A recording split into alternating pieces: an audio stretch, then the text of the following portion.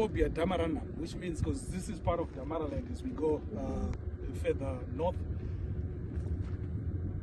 which is where they get their name from, euphorbia damarana.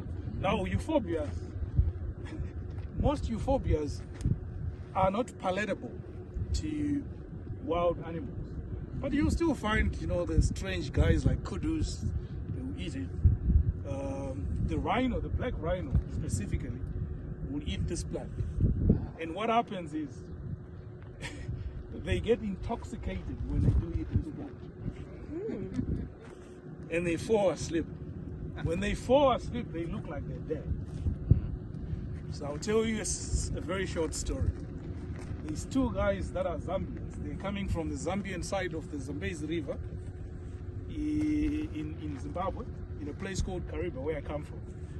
So they're crossing the river to go and buy or sell stuff like marijuana, like weed, but it's illegal.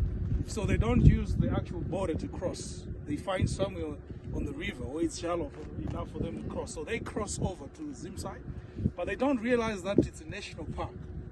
They have to walk kilometers before they can get to where there's people, or before they can get into town. But as they are walking and walking, they get so tired and so hungry that they're now looking for food. But during that, they come across a dead rhino. The rhino is lying flat on its side, and its backside is hanging out. You know, when it's sleeping like that, it prolapses. Yeah. So, you know, when something like that happens, you usually associate that with death. You're like, ah, this thing is dead. So they said, we are hungry, but there's meat here. What do? We don't have a knife. We've got matches, we make a fire, but there's no knife. So they decide one of them stays behind and guards the rhino, while the other one walks further towards the town to see if he can maybe find some village or something and ask for a knife. Then they can come and cut away and, you know, put some meat on the fire. Wow. But then it turns out to be a very long walk. That guy doesn't come back soon enough. The guy who stayed behind looked at the rhino and he goes, well, perhaps I could reach in from the backside. Oh, no.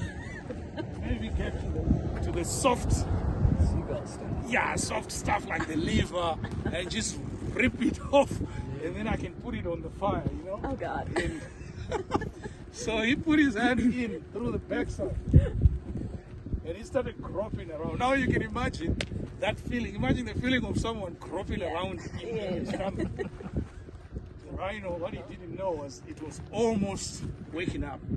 The alcohol was going. Very nice. And now with a big hangover. Yeah, now the hand is inside, and then the rhino woke up.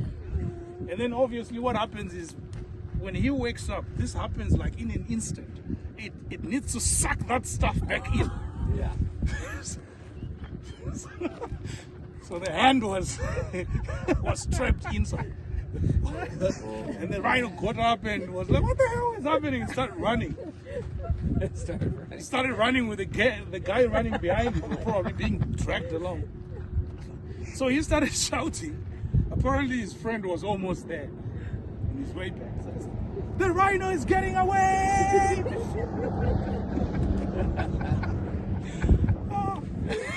And the friend is like, what? The rhino is getting away! He says, just let it go then. How the hell am I going to do that when my hand is stuck inside its backside? So up until now, they're still running. The rhino is wondering what the hell is got its hand inside. So that's the rhino story. That's good.